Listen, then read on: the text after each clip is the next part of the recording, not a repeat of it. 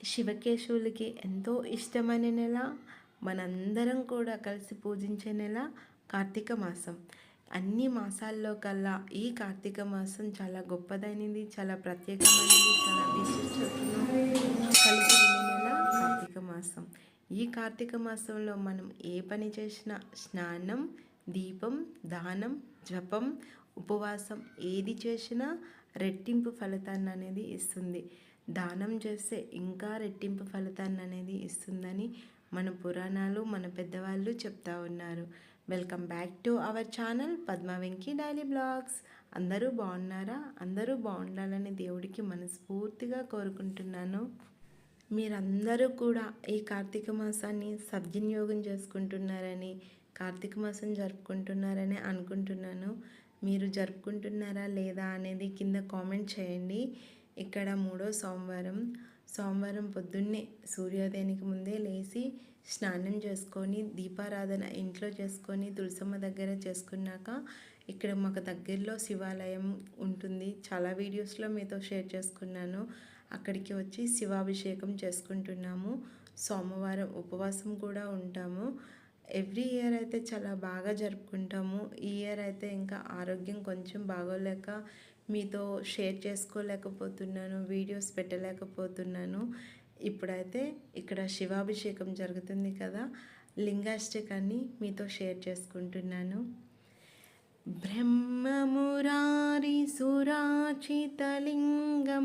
నిర్మలభాషిత శోభితలింగం జన్మజదుఃఖ వినాశకలింగం తత్ప్రణమామి సదాశివలింగం. దేవముని ప్రవరాచితలింగం కామదహన కరుణాకరలింగం రావణదర్ప వినాశకలింగం తత్ప్రణమామి సదాశివలింగం.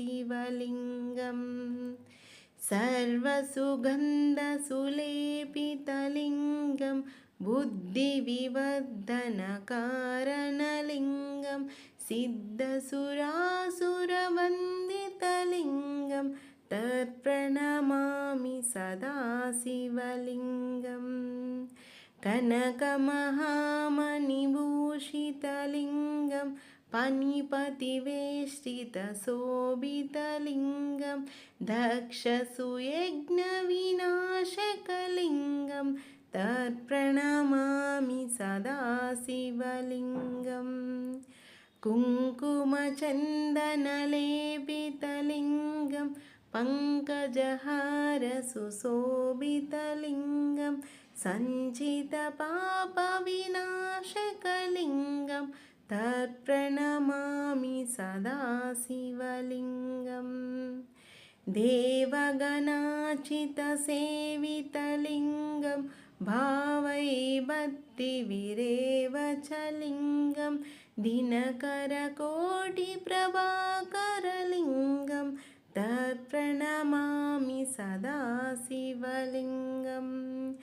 అష్టదళోపరివేష్టితలింగం సర్వసమోద్భవకారణలింగం అష్టదరిద్రవినాశకలింగం తత్ప్రణమామి సదాశివలింగం. సురగురసురవరపూజితలింగం సురవనపుష్పసదాచితలింగం పరమపరం పరమాత్మకలింగం తత్ప్రణమామి సదాశివలింగం. లింగాష్టకం విదం పుణ్యం యః పఠే శివసన్నిధౌ శివలోకమవాప్నోతి శివేన సహ మోదతే. ఈ సోమవారం పంచామృతాలతో స్వామివారికి ఇలా అభిషేకం చేసుకోవడం మా అదృష్టంగా భావిస్తున్నాను. శివాలయంలో కానీ విష్ణాలయంలో కానీ మనం దీపారాధన చేసుకోవడం చాలా మంచిది. ఈ నెలంతా పొద్దున్నే కానీ సాయంకాలం కానీ ఎప్పుడు మనకి వీలుంటే అప్పుడు దీపారాధన చేసుకోవడం చాలా మంచిది. మాది ఇక్కడ శివాభిషేకం చేసుకోవడం, దీపారాధన చేసుకోవడం కంప్లీట్ అయిపోయింది.